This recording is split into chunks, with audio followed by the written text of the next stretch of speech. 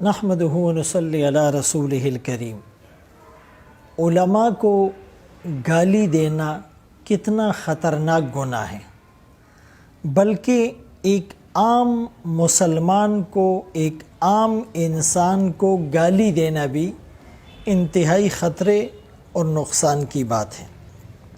اور پھر رمضان المبارک کے اندر اس گناہ کی شدت اور حرمت میں اضافہ ہو جاتا ہے۔ بانی تبلیغ مولانا محمد الیاس رحمۃ اللہ علیہ، اللہ ان کی قبر پر کروڑوں رحمتیں نازل فرمائے، ان سے کسی نے پوچھا کہ حضرت، کسی عالم کے قول اور فعل میں تضاد ہو، اس کے کردار اور گفتار میں خامی ہو، تو ہم اسے برا کہہ سکتے ہیں، اس کی غیبت کر سکتے ہیں، اسے لعن طعن اور تشنیع کا نشانہ بنا سکتے ہیں؟ مولانا الیاس رحمۃ اللہ علیہ مثال کے ذریعے سے سمجھانے لگے کہ ایک پریس ہے، ایک کارخانہ ہے جس میں قرآن کریم کی چھپائی ہوتی ہے، اور غلطی سے کچھ صفحات آگے پیچھے ہو جاتے ہیں، کچھ لائنیں اوپر نیچے ہو جاتی ہیں، اس کی سیکوینس غلط ہو جاتی ہے۔ تو آیا قرآن کریم کے ان اوراق کو ہم ڈسٹ بن میں، کوڑا دان میں، کچرے میں پھینک سکتے ہیں؟ اس کی بے ادبی، اس کی توہین کر سکتے ہیں؟ سائل کہنے لگا ہرگز نہیں۔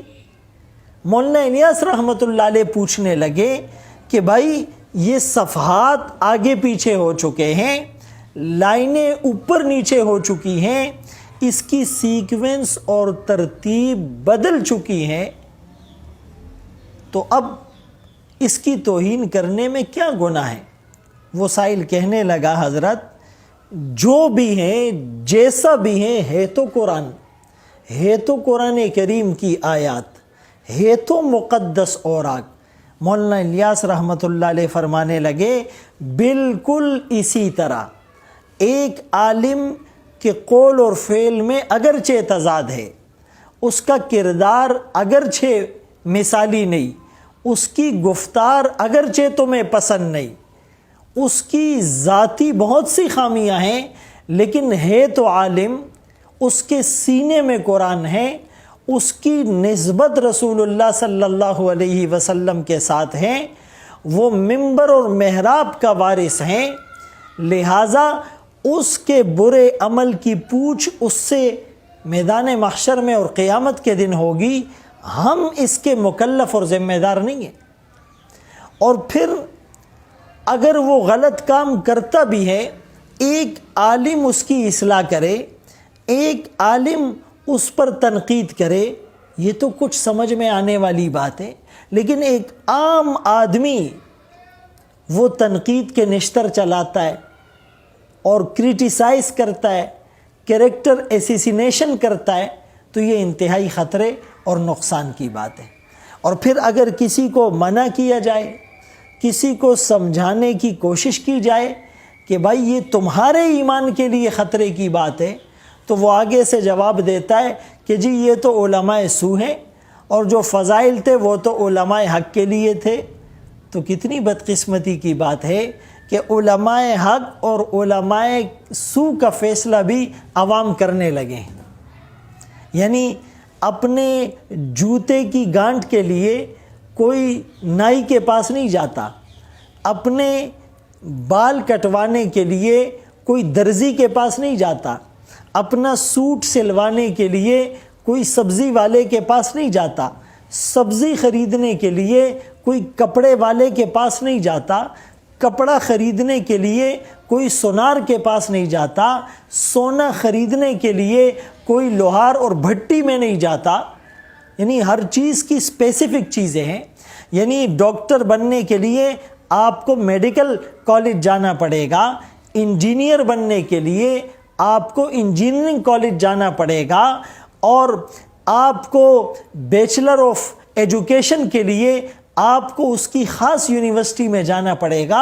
لیکن دین بیچارہ اتنا مظلوم ہے، علماء بیچارے اتنے لاوارث ہیں کہ جس کے جی میں جو آئے، جب آئے، جیسا آئے، جہاں آئے، وہ فوراً اس پر وار کر دیتا ہے۔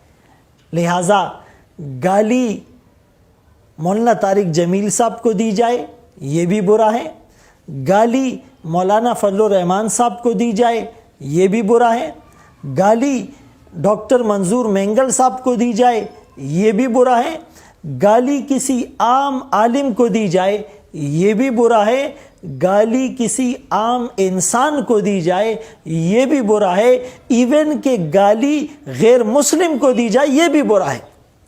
نہیں، گالی اور گولی کی سیاست سے ہم کب باہر آئیں گے؟ اسی لیے خدا را آپ اس بات کو یک طرفہ نہ لے۔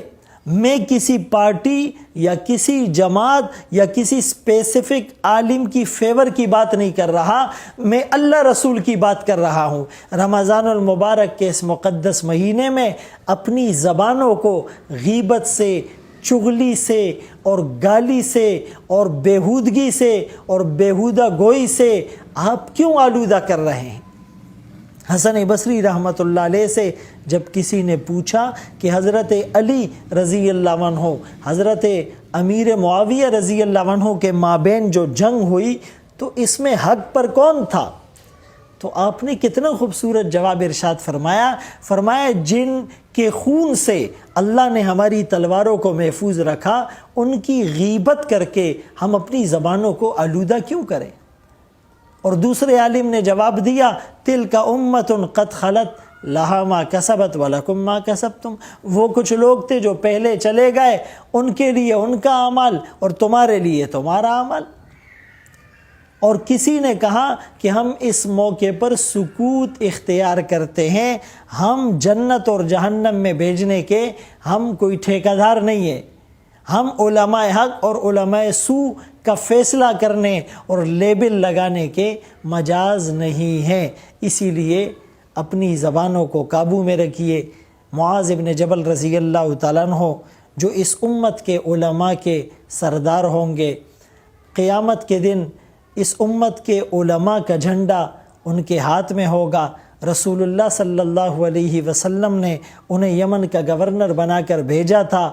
آج بھی اربد میں ان کا قبر وہ خوشبوؤں کا سمندر ہیں۔ رسول اللہ صلی اللہ علیہ وسلم نے انہیں کیا نصیحت ارشاد فرمائی تھی؟ املک علیک لسانک، کنٹرول یور ٹنگ، اپنی زبان کو قابو میں رکھنا۔ 22 ویلر ٹرالر کو بریک لگانا آسان ہے، زبان کو قابو میں رکھنا مشکل ہے۔ رسول اللہ صلی اللہ علیہ وسلم کا فرمان ہے، 2 چیزوں کی ضمانت مجھے دو، جنت کی ضمانت مجھ سے لے لو، ایک جو 2 جبڑوں کے درمیان یعنی زبان، اور دوسری جو رانوں کے درمیان یعنی شرمگاہ کی حفاظت، اور ضمانت تم دو، جنت کی ضمانت رسول اللہ صلی اللہ علیہ وسلم دے رہے ہیں۔ اللہ عمل کی، سمجھ کی توفیق نصیب فرمائے۔